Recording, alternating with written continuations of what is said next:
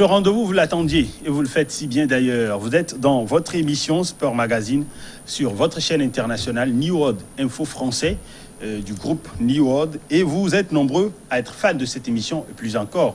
D'ailleurs, aujourd'hui, puisque nous recevons sur ce plateau, ici même, Yao Zico Seklé. Et il est sur ce plateau, le footballeur international togolais.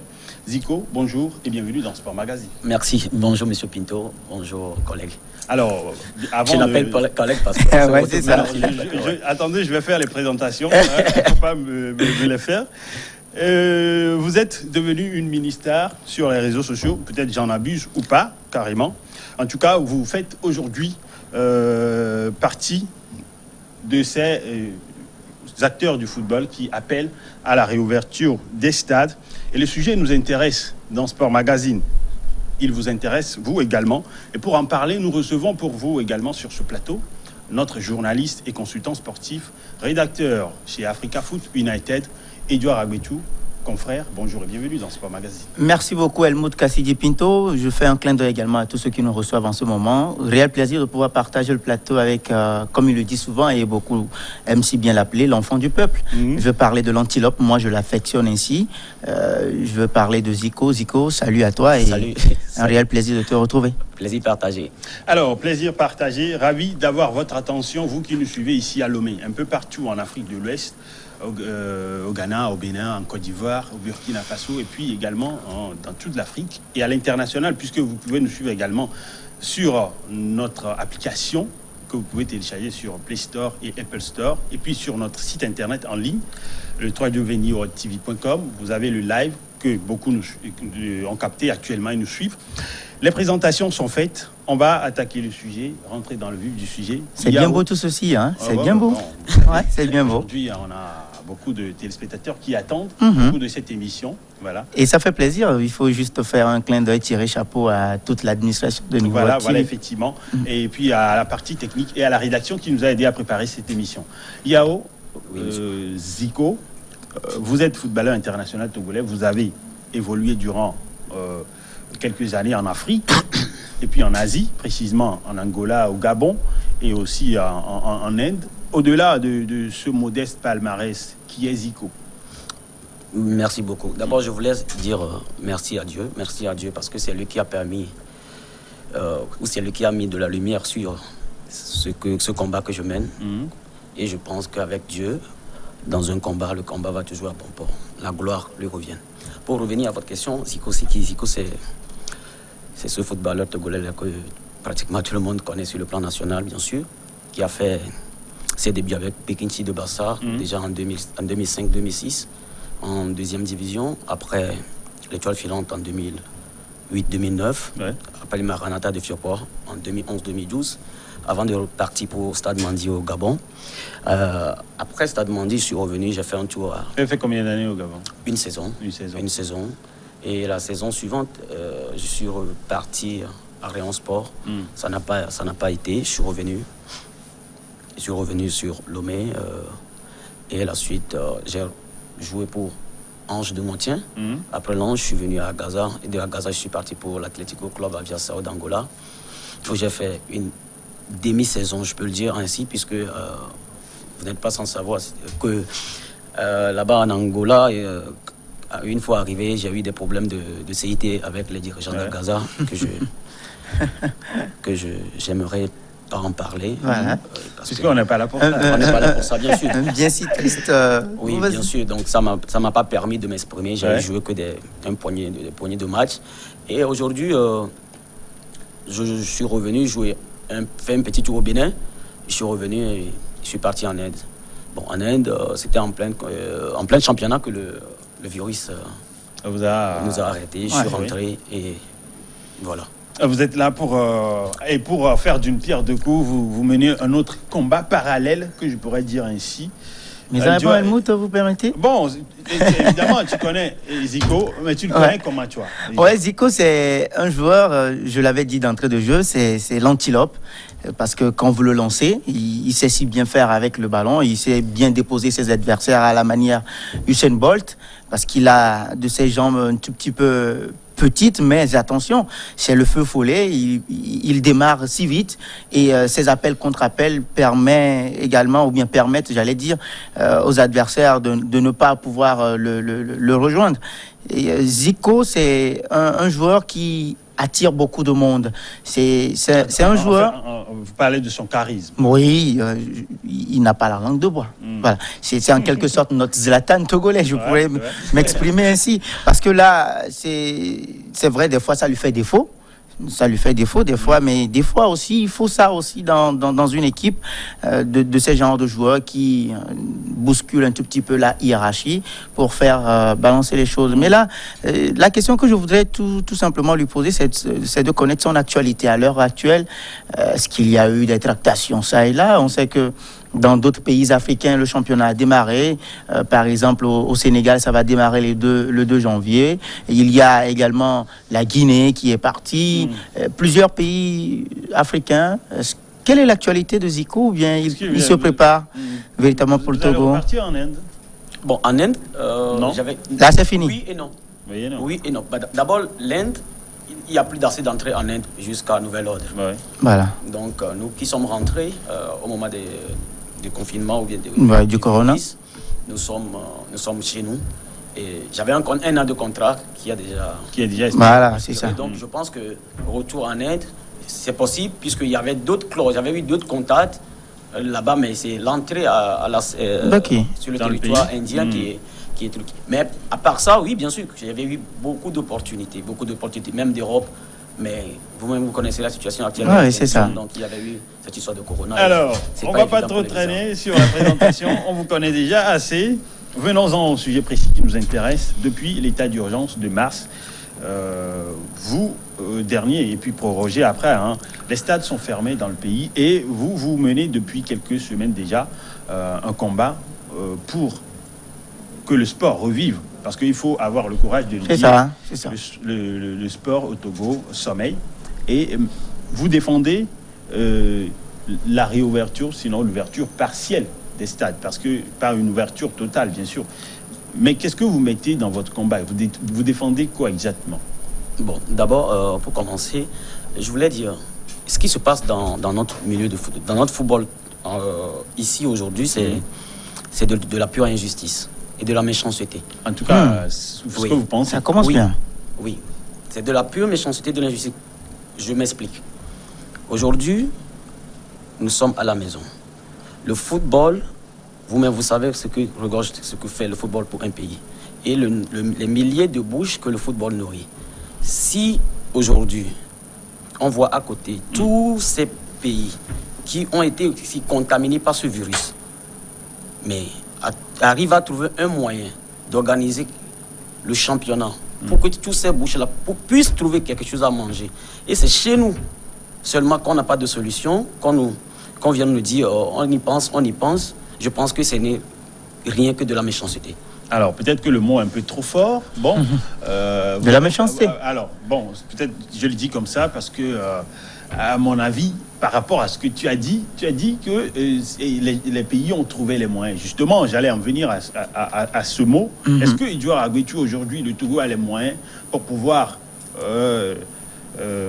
gérer les à côté de l'ouverture partielle des stades au Togo, parce qu'on sait ce que c'est, les tests TCR des joueurs, de l'équipe, de l'administration, et tout le reste. L'hôtel, voilà, pour les clubs et voilà, tout. Est-ce que le Togo aujourd'hui, par rapport au football, est-ce que la Fédération togolaise de football est déjà armée pour pouvoir, ou encore a les moyens, selon vous, bien sûr, en tant que journaliste, justement, pour pouvoir aujourd'hui enclencher un processus de réouverture officielle ou partielle des stades? D'ores et déjà, je voudrais, avant de répondre à votre question, saluer l'initiative de Zico, parce que c'est salutaire quand même dans un pays où nous n'avons pas de ce genre d'émulation qui est criée. Oui. Et je sais qu'en 2015, je crois, si ma mémoire est bonne, il est là, il peut confirmer. En 2015, il avait déjà créé cette émulation-là quand on traversait cette période de crise avant les deux comités de normalisation qui sont passés. Et après l'arrivée du nouvel élan du colonel Guy Kosik-Bezondi-Akpovi, il était à la baguette. Je me rappelle de ces reportages qu'il a fait ça et là. Et c'était presque la même... le même combat. Voilà, le même combat. On en avait parlé, lui et moi, justement, hier. Le même scénario qu'il est en train de présenter à l'heure actuelle. Et nous voyons ce que cette émulation a créé d'ores et déjà au niveau de Jen Dakonam, qui a pris le devant des choses également pour envoyer une note à Madame le ministre. Une note officielle. Justement, officielle, même si c'est sur les réseaux sociaux que nous l'avons découvert. Et en même temps aussi, il y a eu une réaction assez prompte de Madame le ministre, médecin commandant Lydie Bessi-Kama. Ouais. D'ores et déjà, je voudrais l'encourager. Malheureusement, nous sommes dans un championnat amateur. Et j'en viens maintenant à votre question pour dire que c'est extrêmement difficile. Difficile pour le gouvernement togolais d'autoriser cela. Apparemment, c'est ce qu'on nous fait croire. Ouais, enfin, oui, c'est ce qu'on nous fait croire parce que entre-temps, il y avait eu un petit relâchement sur les mesures restrictives et des gens aussi en ont exagéré, des gens ont exagéré et les chiffres qui sont arrivés par après sur les médias officiels nous montrent à suffisance que c'est parce que l'État togolais a ouvert un tout petit peu le van ou bien la vanne, si vous voulez, les deux ils vont de pair, ça dépend de quel côté vous vous situez. Le chiffre de contamination a augmenté, raison pour laquelle l'État a encore resserré les choses. La preuve, on est en confinement, enfin pas en confinement, je dirais, mais le couvre-feu. Confiné, bon, pas forcément. Le couvre-feu qui continue encore pour ces périodes de fête parce que des gens, oui, reconnaissons-le, ne pourront pas véritablement avec la fiesta, la fièvre de la fête, ne pourront pas respecter tout ceci. Et j'ose croire que l'État togolais ne pense pas pouvoir contenir tout ceci, raison pour laquelle autoriser maintenant les championnats à démarrer est difficile pour eux. Mais je dis qu'il y a une possibilité de le faire. Du moment où on donne une dérogation à, par exemple, Asco de Kara, éperviers locaux, l'équipe nationale togolaise, également Fagnon, pour jouer des matchs internationaux, ce qui voudrait dire qu'on peut également s'inspirer des modèles qui sont à côté de nous, le Bénin par exemple, qui a soif également de compétition. Mais là, on sent véritablement qu'il y a une envie de pouvoir redémarrer les choses. Ici, c'est le chaos total. Depuis, je crois bien, mars, il n'y a plus rien, aucune communication officielle pour pouvoir dire, on se demande véritablement, est-ce que la fédération pèse dans la balance au niveau des autorités étatiques? Est-ce que la fédération pèse véritablement? Parce que si réellement elle pesait, on devrait avoir un certain nombre d'actions, soit par le président de la Fédération togolaise de football, parce que moi, c'est mon problème au niveau du nouvel élan du colonel Guy Kosik-Bezondi-Akpovi. La communication, elle est en manque et on ne comprend pas pourquoi ça se passe comme ça.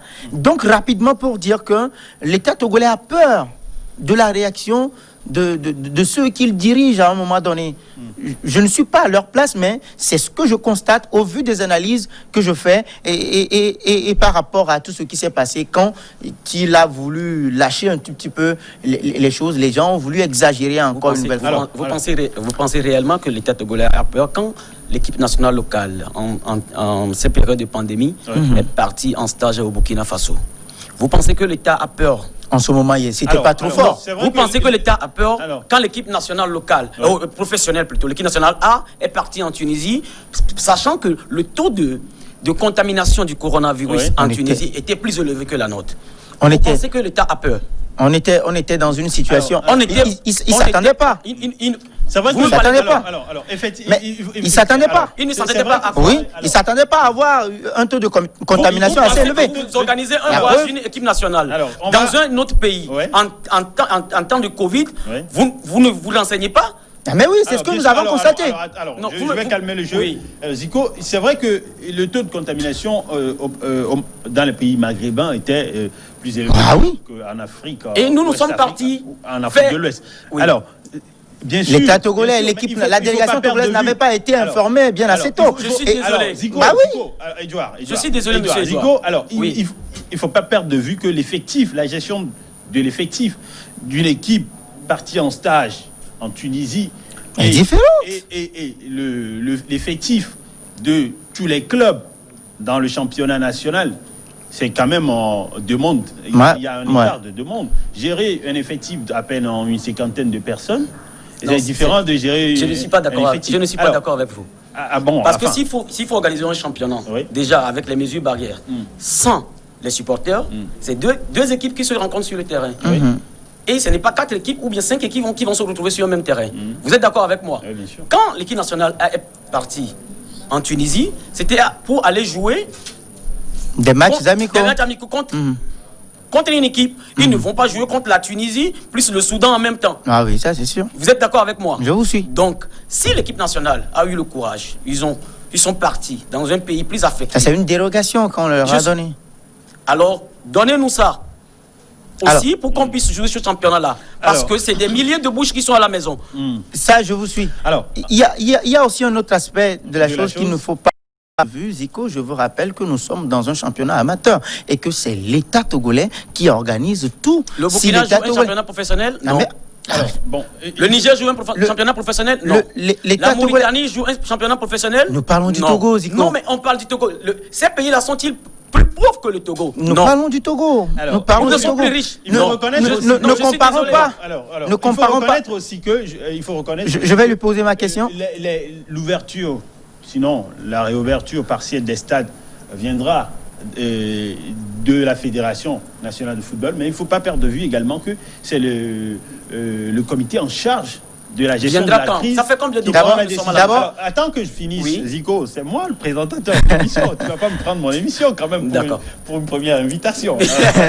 Alors, et donc, c'est dire que la gestion, ceux qui sont chargés de la gestion. Vous voulez parler de la coordination? Oui, la coordination chargée de la gestion de la crise. Je crois que les études ont été faites et donc aujourd'hui, selon la décision qui est prise, est que les possibilités ne sont pas en faveur de la réouverture des stades. C'est-à-dire que peut-être qu'ils craignent le pire et donc bon, voilà. Rappelez-vous. Non, je suis désolé. En tout cas, c'est eux qui sont chargés de Monsieur Pinto, vous êtes dans un... Je ne sais pas si c'est un combat que vous menez, mais vous êtes dans un faux combat. Je vais vous dire. Je vais vous dire. On nous interdit de nous entraîner. Tous les stades sont bloqués. Pourquoi il y a une mesure? Pourquoi Dito de Lomé s'entraîne? Pourtant, les joueurs ne sont pas confinés au camp. Les joueurs sont chez eux, à la maison. Mais là, vous nous informez. Non, vous nous informez. Oui, là, vous nous informez. Non, attendez, j'ai pas fini. Zico, ne coupez pas. Non, Dito s'entraîne. Dito a fait un match amical avec l'équipe nationale. Les joueurs de Dito ne sont pas des joueurs comme nous. Ils ont passé des tests. C'est l'heure du journal. Ils ont passé des tests. Ensemble le journal. 10 minutes, on revient. Zico, il a beaucoup d'arguments. Edouard également. On va faire une bonne émission tout à l'heure. Ne zappez pas. Juste après le journal, on revient.